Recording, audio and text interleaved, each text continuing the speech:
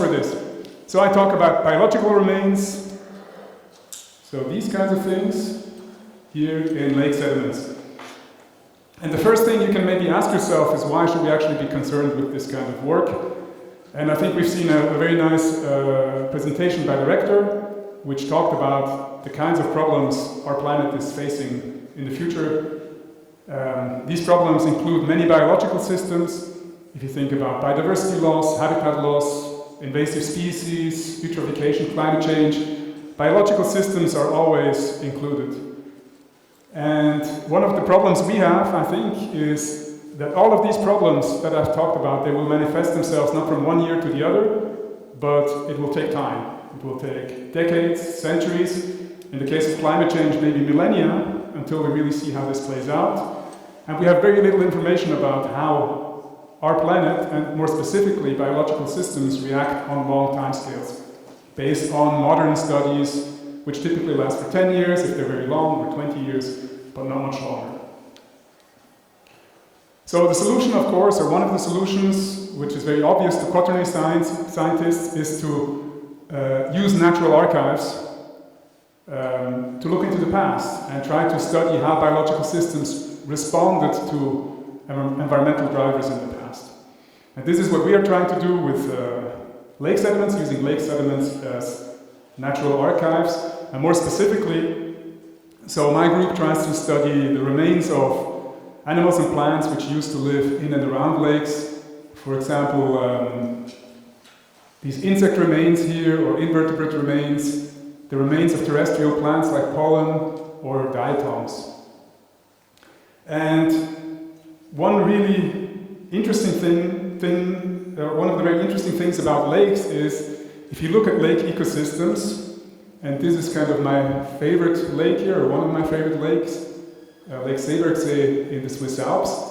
If you look at them, you see beautiful ecosystems, beautiful landscapes, but actually, with this picture, you see lakes are something else also. Lakes are really very good sediment traps, okay? And what I mean with this is, in this lake you can see it has a very small catchment, it is a very small lake, but anything which is produced in a lake catchment here, or close to the lake catchment, any organism, plant or animal which lives there has a good chance of ending in the lake when it dies. The remains can be transported into the lake, and eventually they can actually sink to the bottom of the lake and enter the sediments. And this is, of course, also what is shown here in this figure from a textbook by John Small about the pollution of lakes and rivers. You can see here the different pathways which can transport particles into lakes: wind, watershed transport, and of course any organisms living in the lakes themselves, when they die, they have a good chance of entering the sediments. And we know that quite a lot of these structures, they actually preserve well. They stay in the sediments, sometimes for 10,000s, hundreds of thousands of years. So we consider lake sediments, of course, as natural archives. The most recent layers are on the top, the oldest layers are at the bottom. Every year we get a new layer, so we get a chronologically ordered archive. And we have geochronological methods, which allow us to find out how old these layers are. In my research, we usually work with cesium-137, lead-210, or radiocarbon. I will not talk too much about that. But this allows us to get an estimate of the age of these layers. And because we have these remains, these structures of organisms that are preserved in the sediments, we can use these remains to find out which species used to live in and around lakes. And we can understand whether there were changes in the species living in and around lakes, when different species immigrated, how stable ecosystems were with time, and so forth. So today I want to present you 4 examples of our research. The first example deals with terrestrial plant remains. So these things here, pollen produced by plants. And I want to show you a study where we try to understand how the modern landscape and the modern vegetation developed in one part of Switzerland. And you will see this development has been very dynamic and not very linear. So I think that's quite interesting. The second example I want to talk about deals with these remains here. aquatic invertebrates. We can find the remains of many different aquatic invertebrate remains. And again, the topic I want to address is how the modern lake ecosystem developed, when, for example, oxygen changed in lakes, and how the organisms responded to that. The third example also deals with these remains here. These are chironomid remains, insect remains, and it's interesting that these remains have many different species. They cover many different species with very different requirements in respect to temperature. So we can sometimes, in suitable conditions, use them for temperature reconstruction, for climate reconstruction. So we go a step further, not only talk about ecosystem development, but also the development of non-biological changes, in this case climate changes. And then if I have enough time, I want to talk about these remains also. Here, the remains of water fleas, and how we try to measure the carbon isotopic composition of these remains to say something about carbon cycling in lakes. Okay, so on to the first example, and for this example I want to take you from Turkey to this part of the world, to northern Switzerland, where we have done a lot of our research. And more specifically, I want to take you to a region which is called TURQUA. It's very close to Lake Constance. For those of you who know it, it's one of the biggest lakes in the region. And why were we interested in this region? It was because the archaeologists in the region of TURQUA, they were very interested in understanding how the landscapes changed in the late Holocene particularly. And there were a lot of resources available for this kind of work. So we were able to analyze lake sediments at extremely high resolution. And I think this is quite interesting in respect to this question.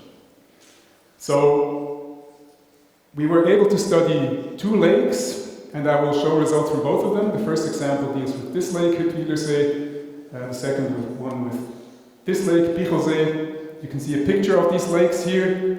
On top, Hüttwilersee, it's in a very cultural landscape, a lot of agriculture, a lot of human activity nowadays. So how did this develop? And the other lake, the lower lake, is situated a bit higher, but it also has a lot of human activity, mainly pasturing and animal husbandry. So we were able to take long cores from both of the lakes. The sediment cores go back to the end of the last glacial, about 12,000 to 17,000 years back, depending on the lake. And in the first example, I want to talk mainly about these structures here, which are the pollen of terrestrial plants. And the nice thing about pollen is they are produced by plants.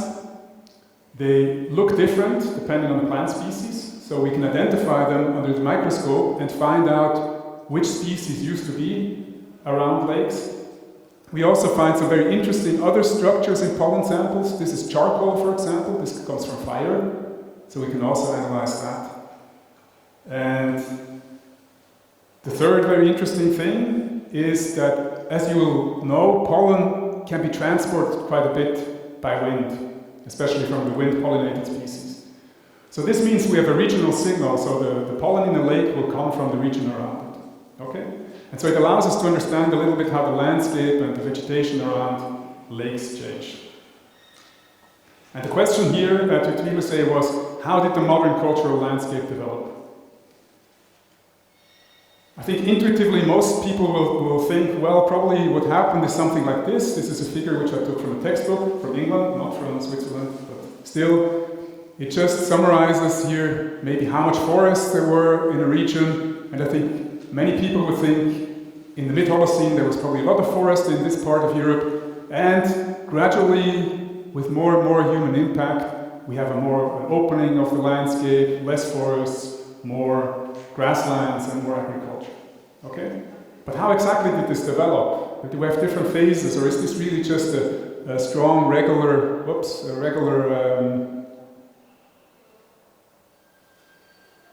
development here across the Holocene? This was the main research question. Now, something very interesting about this project was that because there was such a strong interest from the archaeology, we were able to measure many more samples than we normally are able to measure. So for this lake alone, we were able to analyze 130 radiocarbon dates. Normally we can do about 15 per lake, and this is considered a good chronology. Okay? And you can see we can constrain very, very precisely the age of the different sediment layers, which is of course great. The second thing, which was also really exceptional, is we could analyze a huge number of pollen samples, about 580. This is again maybe 5 times as much as we normally can do. So we were able to look at this question in much more detail than we can normally do this. So what do the results tell us? Now I have to warn you, pollen people really like to produce very complicated diagrams. Okay? And I will show you a few of these diagrams, but I will try to lead you step by step through the different diagrams, so you don't have to read every detail. But I wanted to, of course, show the data behind what I'm telling you. Okay? So this is the first pollen diagram. On the left, you can see the age, because the archaeologists asked us to do this research. It's on a common era timescale, so before, after Christ, which in this part of the world is the chronology the archaeologists are mainly interested in. And what you can see here is the record goes back to about 15 or 17,000 years before present, so into the last ice age, the end of the last ice age. And what you can see plotted here is the pollen of different tree and shrub species in percentages. And then on the right, a little bit hidden here by the structure, are the different groups of pollen. You can see trees in dark green, shrubs in lighter green, and then the yellow down here are herbs, and these are grasses. Okay, just summarizes the diagram again. So what can we see here? Now if you look at the bottom, it is very clear that in the lowest sediments we didn't have a lot of trees, we didn't have a lot of shrubs, but we had a lot of herbs. So you can see this down here, for example, really a lot of this yellow, hardly any trees. This was the tundra at the end of the last ice age. Very well known for Switzerland. 17,000 years ago there were no forests. Then maybe 15,000 years ago there was a really big change here. The first tree species started to immigrate, and 2 were particularly important. On the top left, Betula, birch. So that's this curve here. And pine, European pine, Pinus sylvestris. These are trees which are very typical for boreal forests. So we can still find these forests in Scandinavia today. At the end of the last ice age, they were in Switzerland. About 12,000 years ago, there was another huge shift here. Many new species immigrated, and these were, for example, oak, quercus, hazel, corylus, birch, it's linden, tilia, or elm, ulmus. And the botanists in the audience will know these trees, they like a lot of light, and they like relatively warm conditions. So these were the famous Thermophilus, the warm-loving trees of the early mid-Holocene here in Central Europe. They lasted for about 3,000 years or something like that, and then we again had a very big change in the forests. And we can see this here with the immigration of these species. These were, for example, beech, fagus, or silver fir, Albius alba, or yew, Taxus baccata. These are trees which like a dark, shaded, dense forests. So it's the mesophilous trees of the mid-Holocene. Okay? So we can see the immigration of tree species and the long-term trends in the data set. But this is not yet so special. You can see this in most pollen diagrams in the region. I think what was more special here was that at some point, if you look at this diagram, we can see something exceptional happening 6,000 years ago. Suddenly, the shrubs are increasing, here the light green curve, and the herbs are increasing in the middle of the very dense forests of the mid-Holocene. So what was happening? And if we look at which species were increasing in the trees and the shrubs, it was all species which are very typical for more open forests. They need a lot of light. For example, juniper, here on the left, or corylus, hazel, or betula, where is it? Here. These are all trees which they don't live in very dense forests. And actually what we can see here is the first agriculture in Central Europe, the development of the Neolithic revolution, as we call it. People started to settle down, they started to have animals, they started to cultivate the landscape, and they burned the forests to create fields. So there was room for plant species, forest species which need more light. And if we look at the herb pollen, these are now the pollen of the herb species, we can see quite clearly, for example, this species here, poppy, it's very typical for agriculture, it's a plant which grows in fields, or we can see cereal pollen here, which are of course typical for agriculture. And another thing we can see, if we look at the right, well actually it's cut off now, so you will just have to believe me, there's a major increase in charcoal in the sediments. So people were burning the forest. And something unusual which you cannot really see in any of the other pollen diagrams from the region is, actually we have phases here where hazel increases and beech, the dominant species, decreases, and then beech comes back. Hazel decreases and hazel increases again and beech decreases. So we have cycles between more beech-dominated forests and more hazel-dominated ecosystems. So what is happening? These are very typical successional cycles. People were cutting the forests, they allowed hazel to grow, and with time the old forests came back. So these are the first evidences of forest management, if you will, in Switzerland. 6,000 years ago in the mid-Holocene. If we go a bit further up here, 4,000 years ago, we see the landscape became even more open, herbs become more dominant. This was actually the Bronze Age. People now had metal. Metal tools are much more efficient for clearing forests than fires. They use less fire. You can see later even a stronger opening of the forest here. 2,000 years ago, what was happening here? This was the Roman period. The Roman Empire conquered central Switzerland, and the Romans were very good farmers. They were very efficient in agriculture, and so they opened the landscape. They also cultivated plants like rye. Here, there was more charcoal, and there were also plants typical for animal cultivation, like Rumex acetosa here. So very clearly, agriculture became very dominant.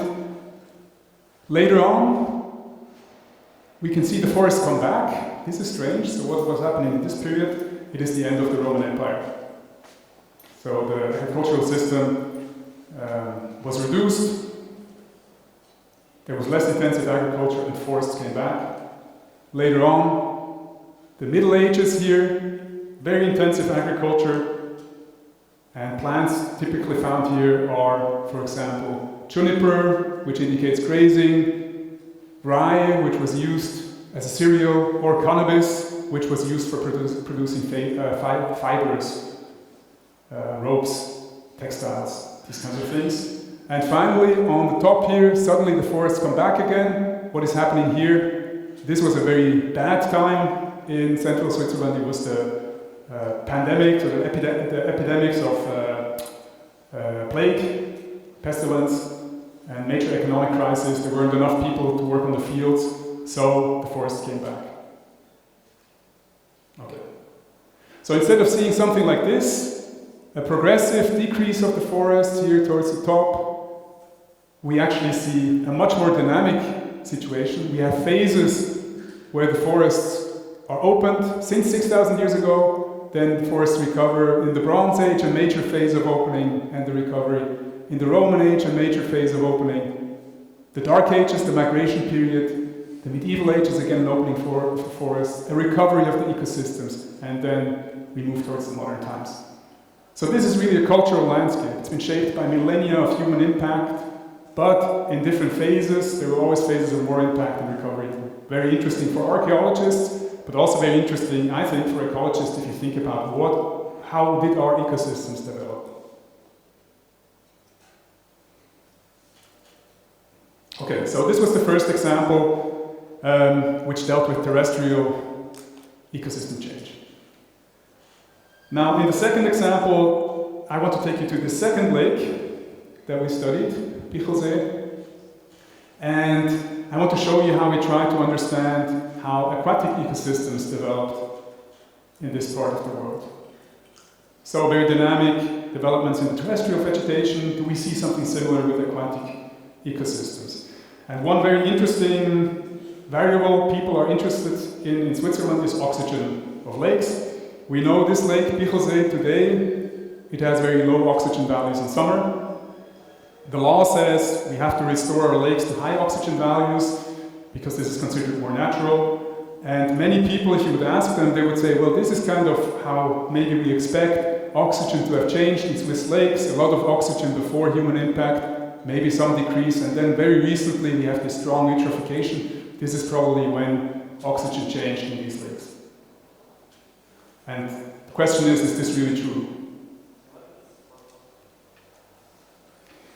Now to study this, we looked at some other biotic remains in sediments, and the groups we were interested in were these organisms here, the chironomids. It's a group of insects. They look a bit like mosquitoes. They don't bite, but the larvae, they live in lakes. They have a long worm-shaped body, but very strongly sclerotized heads, and these heads here we find in the sediments even after 10,000 of years. They preserve very well. We can identify which species of chironomids used to live in lakes. And this is very interesting because typically in lakes with a lot of oxygen, we have a lot of chironomids. Okay, they live in the center of the lake, in the deepest part. If we have oxygen, we have a lot of these guys. We also looked at some other invertebrate groups. I want to just briefly introduce them. This group here on the left, the chaelbrids, are also insects. Their larvae also live in lakes, but they live in the plankton. So they float around and they really like low oxygen conditions because then they can hide from fish. They hide in the deep water from fish. And we can also find remains of these organisms in the sediments. So if we have a lot of these, we usually think the lakes may have been a bit anoxic or oxygen poor. These organisms are bryozoa. They live in the shores, along the shores of lakes. They produce these resting stages here called statoblasts, and these are water fleas. They live in the plankton, and they also produce resting stages, these resting eggs called ephipia. So if we have a lot of oxygen, we expect many of these chironomids. These guys, if we have little oxygen, we expect many of these guys here, chaelbrids, but also more of these if we are looking at percentages, because the chironomids are not so dominant.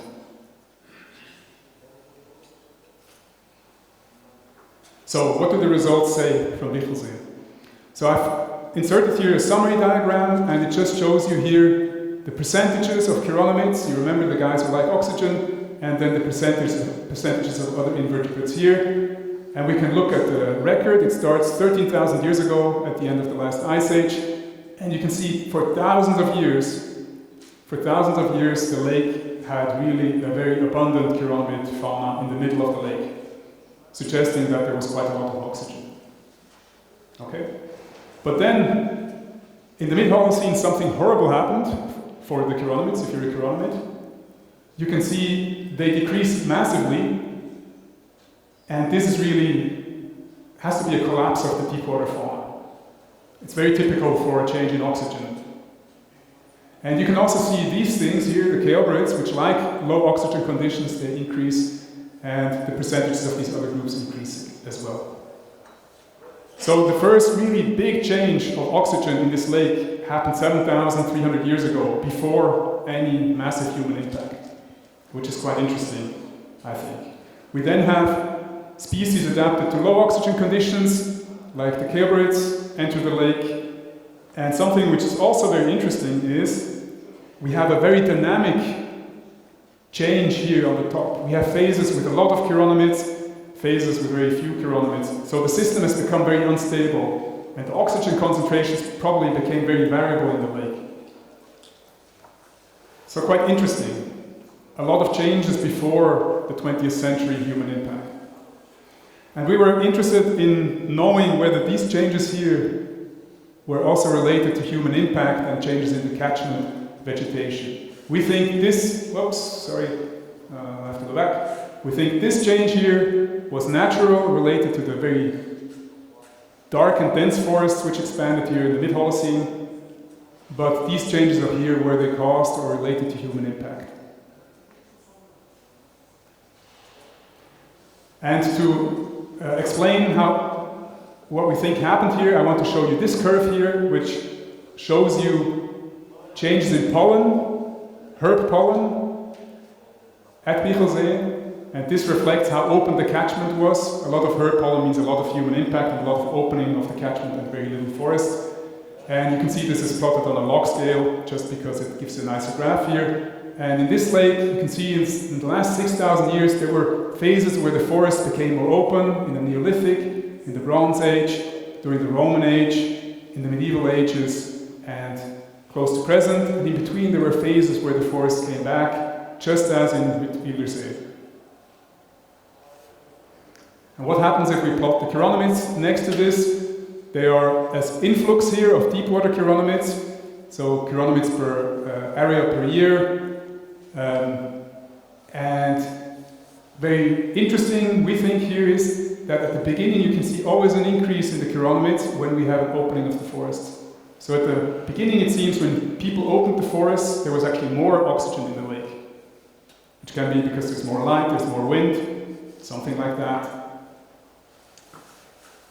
Here in the second phase of forest opening, we also have more oxygen, or at least more chironomids, and then suddenly this changes.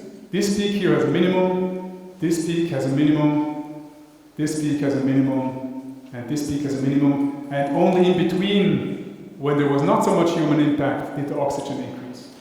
So a total change in the system. At the beginning, human impact was positive for the oxygen in the lake.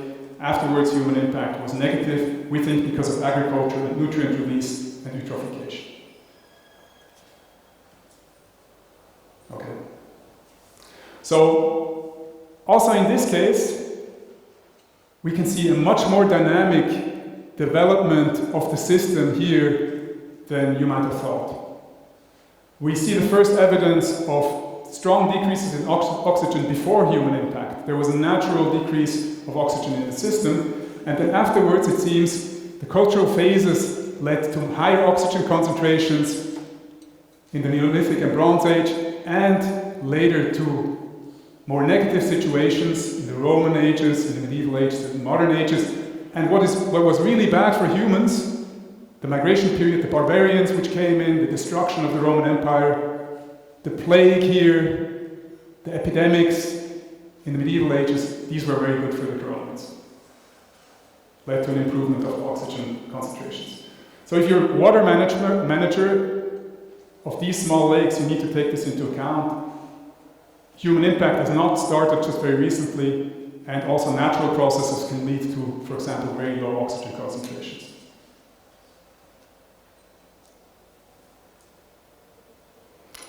Okay, so these first two examples really deal with ecosystem change, biological change, if you will, dynamics of populations, and the stability of ecosystems. The third example is intended to show you that in some cases we can go a step further. In some cases, we can use these biotic remains in lake sediments to actually say something about non-biotic environmental change. And the example I want to talk about is again dealing with these guys here, the chironomids, because in situations where there's not major human impact, which changes oxygen in lakes, the distribution of individual species of chironomids is very strongly related to temperature. Okay, so we have many species, some like warm temperatures, some like cold temperatures, and in those situations maybe we can say something about past temperatures if we analyze the chironomids in lakes. And just to show you that this is really supported by data, I've plotted here a figure which shows the distribution of 6 different chironomid species in respect to temperature here. So this is a data set consisting of 260 lakes in Switzerland and Norway. In each lake we analyze the chironomids in the surface sediments, in the top sediments, and we plot here the percentages of the different species. And you can see some chironomids really like very cold temperatures. They can be found in the Arctic, like Paracladius and Micropsectra. Some chironomids can be found in the middle of the temperature gradient, like Micropsectra insignilobus or Microtendipes, and some chironomids really like relatively warm temperatures. So if we find these species in the past, maybe we can estimate temperatures. So how do we do this? Usually we try to model the distribution of all the species. Very typically we use unimodal models because they're the simplest. They work quite well. We tend to work with an approach based on weighted averaging. Usually we use weighted averaging partial least squares. And for each species we fit one of those curves, which represents where the optimum is, the best temperature for the species, and also how wide the distribution is. And again, we use weighted averaging to calculate these optima. And this is just an example to show you the fitted curves for maybe some 50 chironomid species based on data from the Swiss Alps now. I've plotted here a temperature gradient, and I realize you will not be able to read the names, but these are all different chironomid species. The dot here shows the peak of the distribution curve, the optimum, where the species is most comfortable, and the brackets here show the standard deviation, the width, or the tolerances as they're called, of the distribution. And you can see there are species which are typical for cold climates. Some have very narrow distributions, some have bigger ones. They're species typical for intermediate temperatures and, of course, warm temperatures. So what can we do with this kind of information? Well, if we now have fossil samples, and we have chironomids and fossil samples, we can estimate the most likely temperature, considering the species in the fossil sample, and knowing the distribution of the different species. So we can try to produce reconstructed temperature values using statistical methods. Now this is a very complicated approach. I will not go into too much detail, but I want to show you that it works, okay? And just to support this, what you see here is a test of the method. So here we have applied the method to about 250 lakes. In each lake we have analyzed the chironomids which we can find in the surface sediments. We have measured the temperature at these sites, and what you can see here is the predicted temperature based on the chironomid samples, knowing which species occur in the different lakes and knowing their modern distribution. And here is the observed temperature for these 250 lakes. And you can see actually for cold lakes, the chironomids really indicate cold temperatures. For warm lakes, they indicate warm temperatures. And what is really nice is all the samples here are around the 1-to-1 line. So the method seems to work. It's also nice that there's a little bit of scatter here. It's not a perfect model, but this is really good because it allows us to calculate the error of the method, which is about 1.4 degrees Celsius. Okay. So based on the distribution of these chironomids, we can say something about past temperature change, and we know the error associated with the method. So I want to show you an example where we applied this approach to reconstruct temperature during the Holocene. And the region I want to take you to is northern Italy. Here, the Apennines. We produced 2 temperature reconstructions from this region. And the reason for this is because colleagues of ours from botany, they were very interested in this tree species here. It's silver fir, Abies alba. It's a very famous tree species, or very important tree species in Central Europe. Also important in the northern Mediterranean area, at least in Italy. And they were studying the distribution of these species in the past. But they encountered a big problem, and the problem was they didn't know what the temperature was. Because you have different reconstructions. This is a reconstruction based on climate models. It suggests warm temperatures during the mid-Holocene here, and a decrease in summer temperature towards the present, which makes a lot of sense if you know how summer insolation changed in the Holocene. So that's quite nice. But there was also a very widely used reconstruction based on pollen and vegetation changes, and it showed exactly the opposite. It showed cold temperatures in the mid-Holocene and an increase in temperatures toward the top. So what to do? So the idea was born that what you need is a third reconstruction, and we were able to get some sediment cores, and we analyzed the chironomids, and we tried to estimate temperature changes. And I just want to show you the data from one of these sites.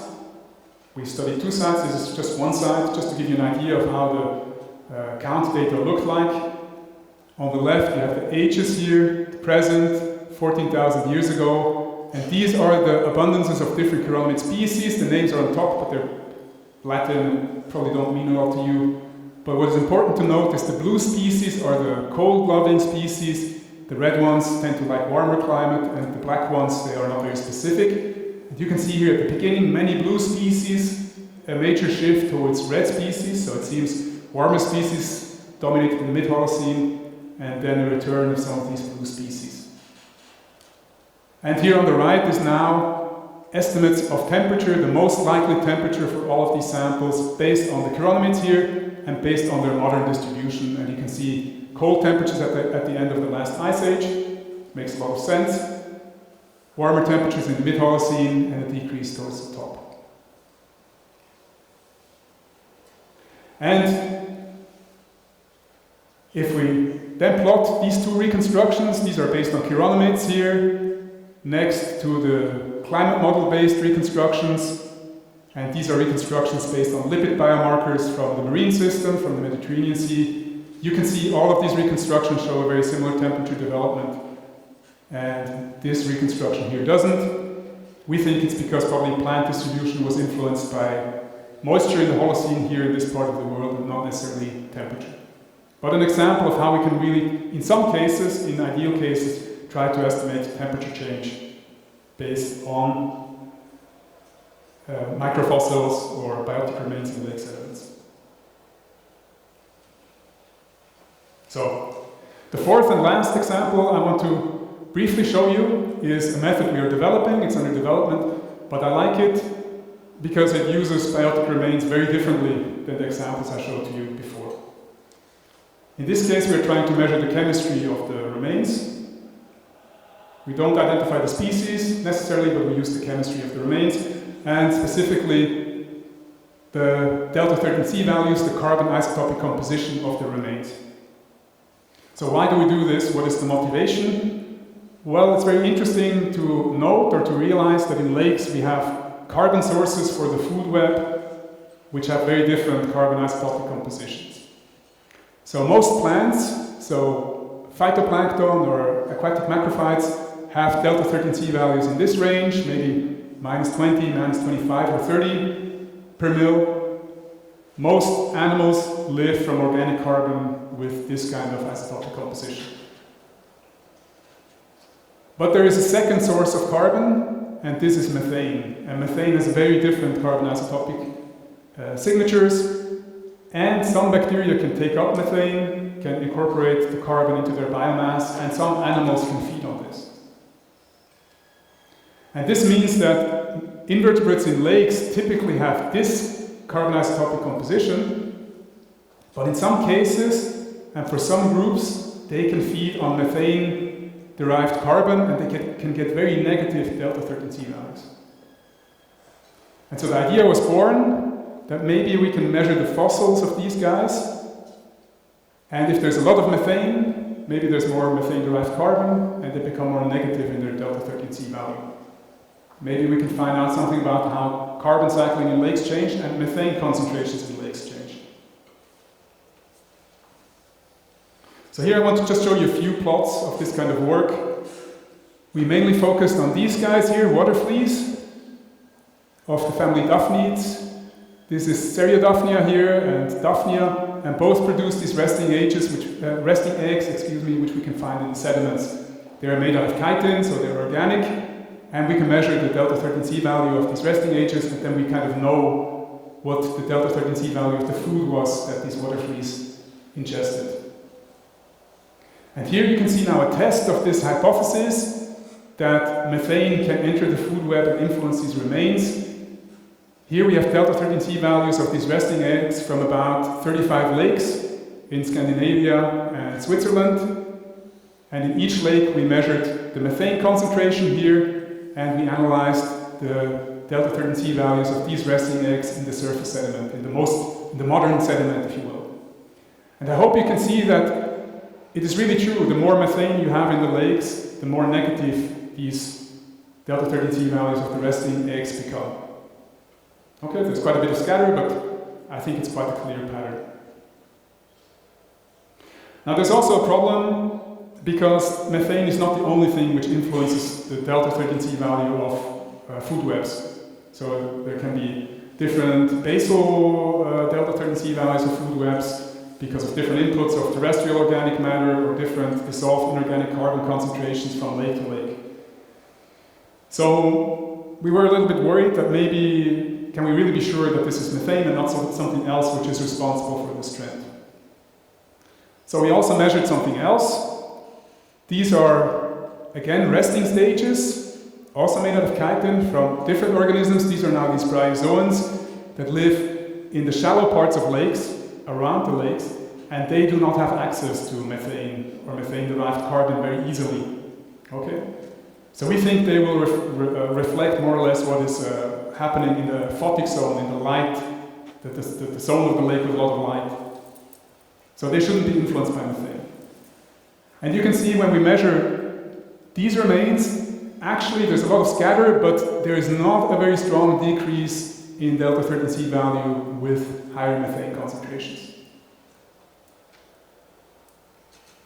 So we think we have a system here which is quite interesting. In low methane concentration lakes, the delta 13C values of all of these remains is very similar, and only in lakes with a lot of methane do we have a big difference between this group and these groups.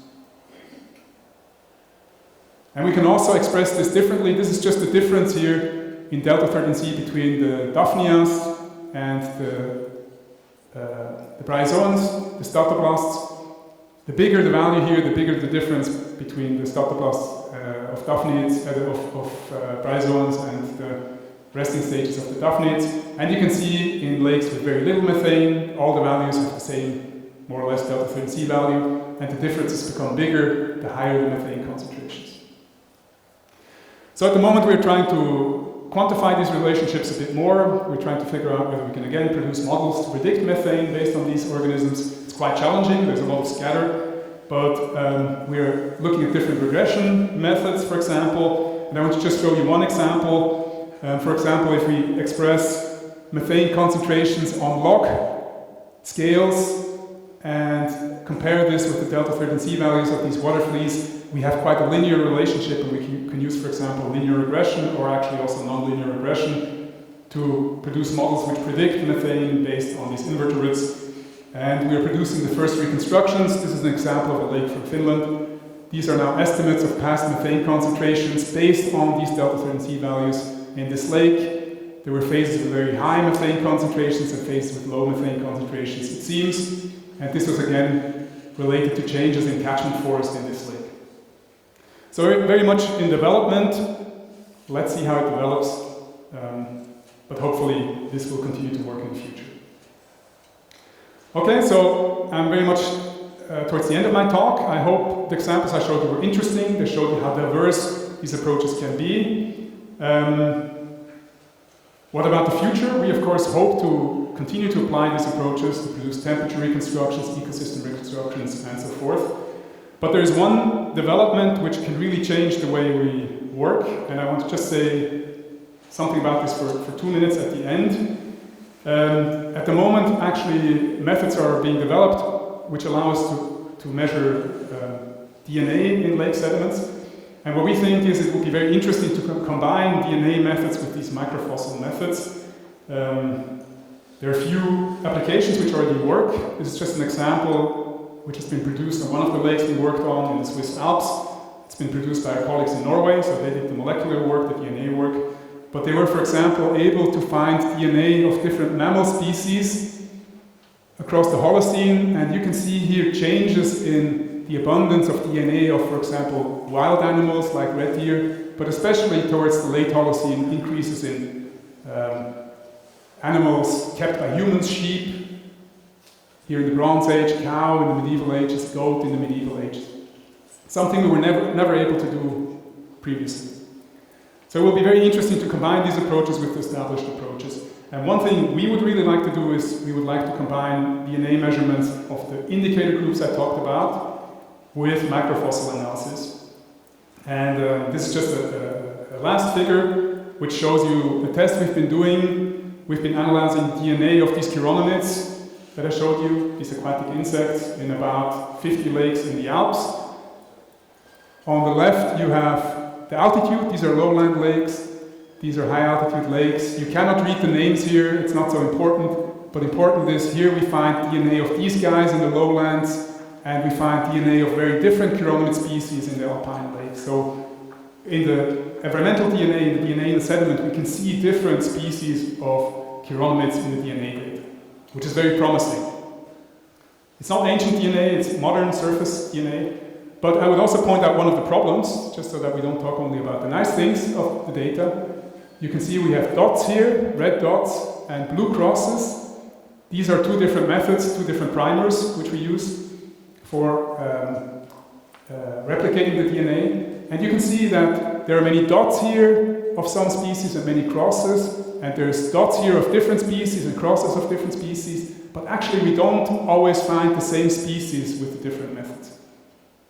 So depending on the primer, we find sometimes different species. We're not quite sure why this is the case. We think it has to do with the databases, which we need to identify the DNA, but maybe also with replications. And the point here is just these new methods are extremely interesting, but they also cause quite some challenges. So we'll have to continue to think about how we can apply them in the future. Hopefully this will be possible, but it may still take some time. Good. And with this, I would just like to thank you for your attention. I would like to thank the organizers a lot for inviting me. It's really a pleasure and an honor to be here today. I hope the examples were interesting that I showed you about the research, and I would like to also thank my research group. Many of the data sets have been produced by my students. Credits go to them. Here's just a picture of the research group having a trip to a lake. And particularly one person here, Pierre Lapellerie, has done the DNA data, for example, that I showed, and the Bichelsee data that I showed you today. And then finally, I would like to thank the funding agencies, of course, also. So, thanks a lot, and I look forward to enjoying the rest of the meeting together with you.